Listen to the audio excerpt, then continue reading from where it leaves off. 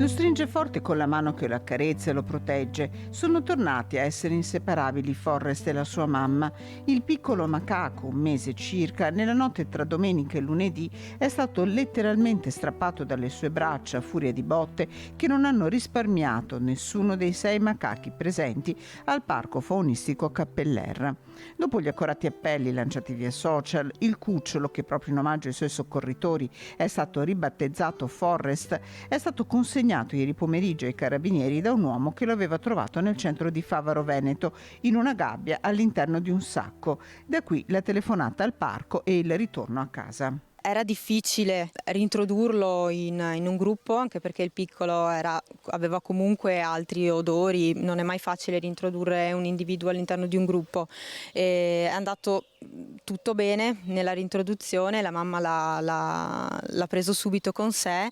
Sono ancora, anche il piccolo ha riportato diversi ematomi in testa e il respiro inizialmente, appena la veterinaria e uno dei titolari si sono recati dai carabinieri, non era bellissimo.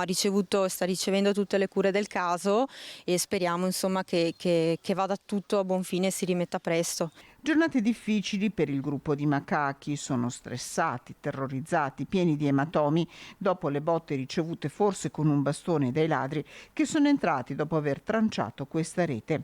Animali particolari, macachi, che anche gli addetti del parco trattano con attenzione. Di Forrest, che non era mai stato avvicinato dal momento della nascita, fino a ieri non si conosceva neppure il sesso. Per controllare il sesso del piccolo avremmo dovuto anche noi strappare il piccolo alla mamma e solitamente lasciamo sempre che sia lei ad avvicinarsi a noi. Indagini sono in corso per capire chi possa essere il responsabile di un'azione così malvagia.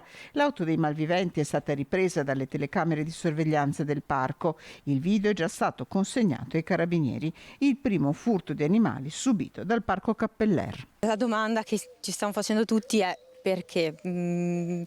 Perché massacrare degli animali di botte per sottrarre un piccolo alla mamma? Non sappiamo.